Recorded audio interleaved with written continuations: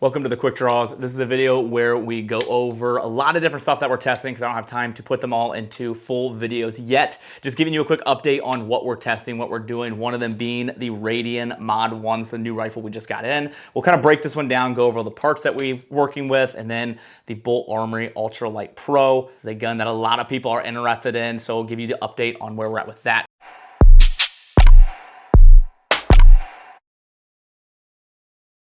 And you guys can probably notice that we have a lot nicer lighting, visual, and all that stuff. So we're working on some different things. We're trying out some different stuff. We have Kevin over here filming and editing all our stuff for this video. So we're gonna try something a little bit different for this one. We're gonna have him video edit the whole thing. And then I wanna hear from you guys, which we'll talk about here at the end of the video, of if you guys think we should improve the visual and audio and everything that we're doing, or do you like what we've always done? Do you think it's fine the way it is? We're just trying out some different things. I want to make this better for the viewer, and I wanna hear from you guys directly on what you guys think. So we've got the Bergara, the new one, the 1301 Tactical. Those are the four things that we're really going to talk about today mainly, but first let's start with the Radian Mod One. So this is a gun that I've wanted to test for a while. Finally got my hands on one. Radian sent this one over to me, and we're going to test to find out, is it worth the price? This is obviously a really expensive rifle, and my goal is to see, is it worth that money you're putting into it? Is this one of those guns that you're just gonna spend the money, save it, and then you're never gonna buy another rifle again because this is the end-all be-all of rifles? Or is it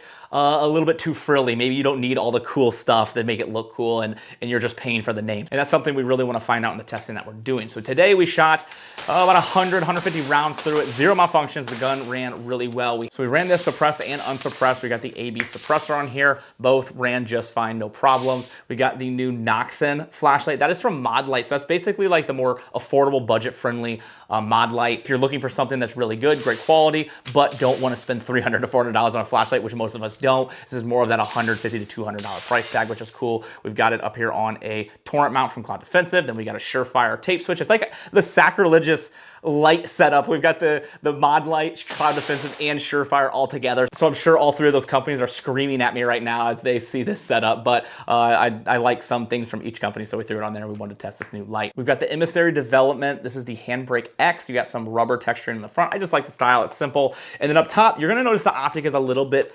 different, kind of unique looking. It's because we got that Scalar Works mount with the EOTech on top, so it pushes it forward and lifts it up. The reason being because this EOTech is not the EXPS, so it doesn't have that riser on there, and you can mount a magnifier on the back of this as well. So it's kind of a cool setup, and it's something we're testing right now, but I think it looks incredibly nice on this gun. Color-wise, we got the new Die-Free Co. base plates as well. You can use those to build kind of like a monopod.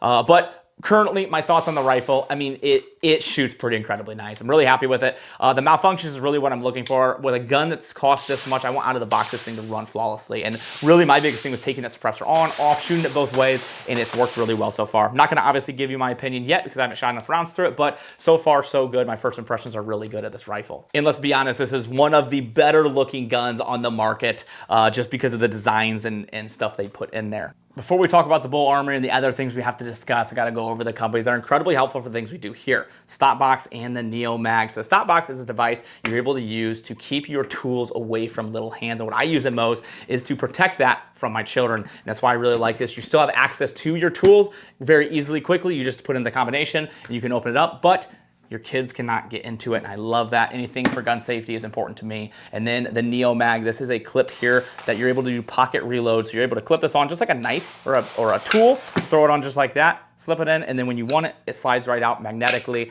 Very cool. It's actually the Gen 2 that just came out, so check that out. But big thank you to these guys. I'd love if you guys would take a look at them and show them some love. Let's get back into this video. Now, I know a lot of you are interested in this Ultralight Pro. We got this in from Armory. Really excited about this one. We got what most of you are probably gonna think is a little odd. We got a O-sight on here. Now, this is something I've been testing, and at first I was pretty hesitant with the one that you put the battery cap on, but this one's actually their battery version. This is the new one. They heard a lot of people complaining about that battery cap, which I don't think is a bad thing. It's just a lot of people wanted to have the option to have a battery, so they now have the new battery version. The optic itself has really shocked me and surprised me, but I knew I was gonna put a lot of rounds to this bull, so I wanted to put this optic on here. Is it gonna stay there? Maybe, maybe not. Depends how the testing goes, but for right now, it's doing pretty good. Now, you're gonna notice this thing's cut out. There's no back sight, which is kind of unique, kind of different, but it's going with that ultralight aspect of it where they're trying to cut out weight where they can. You've got the ports up front, incredibly dirty, but you got those help with that recoil, and it does help a lot. And then you've got that polymer frame and just being able to have it a really light gun. Now, I was a little worried with the polymer frame. I was wondering if it would be a problem, but carrying this a lot. We've got the QVO holster. This is how I've been concealed carrying this. This is actually molded for a TLR-X, just waiting for that to come in from Streamlight, but we did some testing with that today, and the gun shoots really well. Again, 0 malfunctions in the last 3 range days as we've been out with it. We have broke the 500 round mark, so we're really close to the full review on this one. 0 malfunctions altogether, which is nice. The gun shoots really comfortably. It's one of those guns that it's really hard to shoot a single shot. Like, it's something you want to just continue to shoot, which is fun. It's a cool gun. Trigger's nice. The one thing that's odd, it's different, is this hammer. It is so different. So let's drop that here so you can see it. It is completely recessed once it's down like that. Now, obviously, when you have it cocked, it comes back, but that is something that's really unique, and I'm still kind of trying to decide if I like it or not. But so far, the gun's performed really well. No malfunctions, and that is where we're at with the Bull Armory, but we'll keep you updated as that comes. But expect the review coming very soon, because I know there's a lot of interest in this gun, so I'm gonna work on this one as soon as possible. Real quickly, we just got in the 1301 Tactical from Beretta, so I really wanna keep this stock because this is a fun shotgun. These things are tested, proven, they're very good, everyone knows that, but the whole reason we got this in from Beretta was to send it off to Mad Pig Customs. They're the guys that did our lever actions that you might see some B-roll of us shooting here.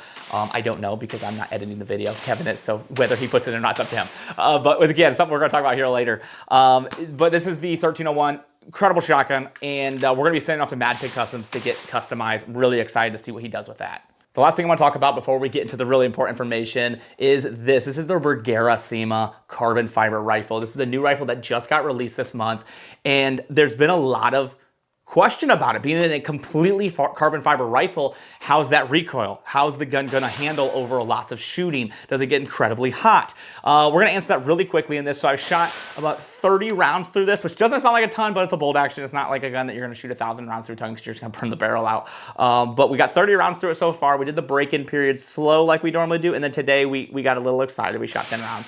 But I wanted to see how hot this gun got, and it does get hot. So it's still not warm by any means, but I could feel that it was shot.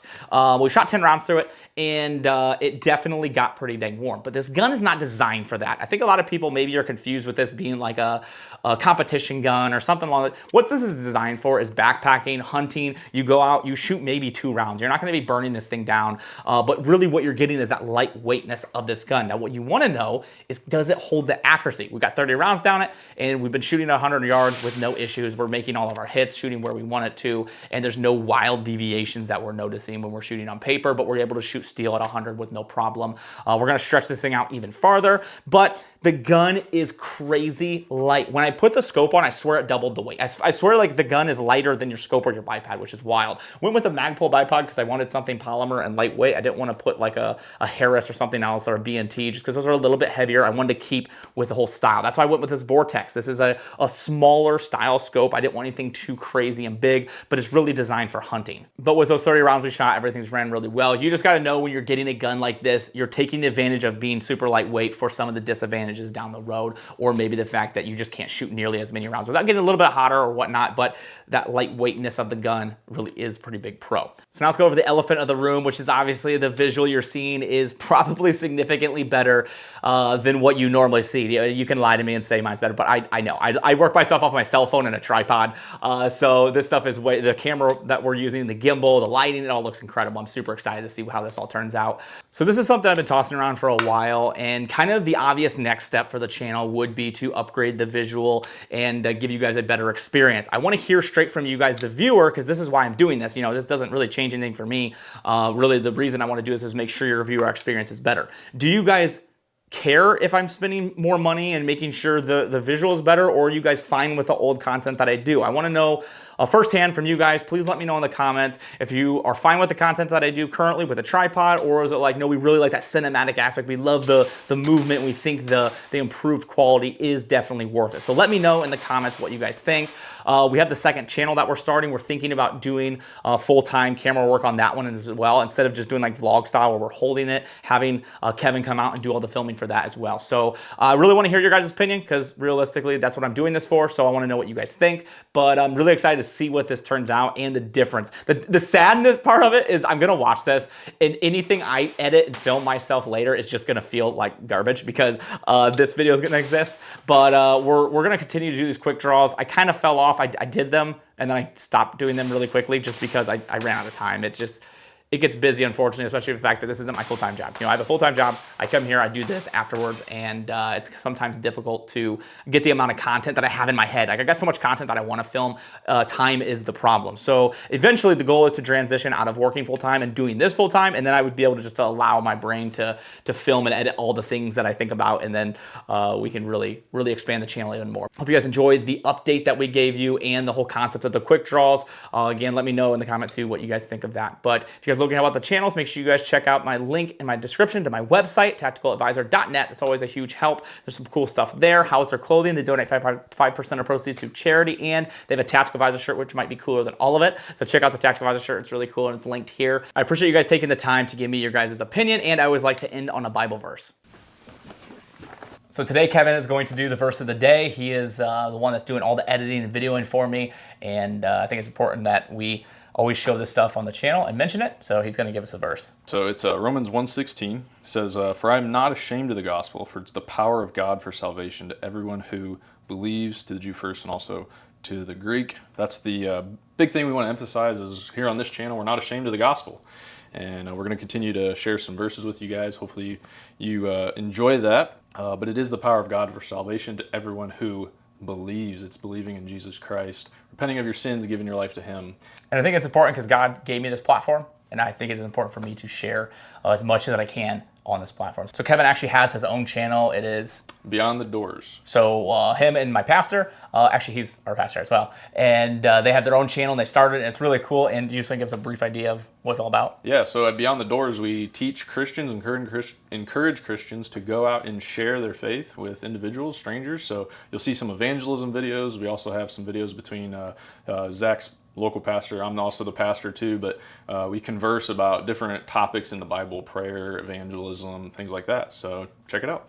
So, and I've been sharing stuff like with Costi Hen and with Mission Bible Church. So that's another one that I would recommend you guys go check out if you guys have time, or if you're driving. It's always a good thing to play and listen to as well. But appreciate you all, and we'll see you next time.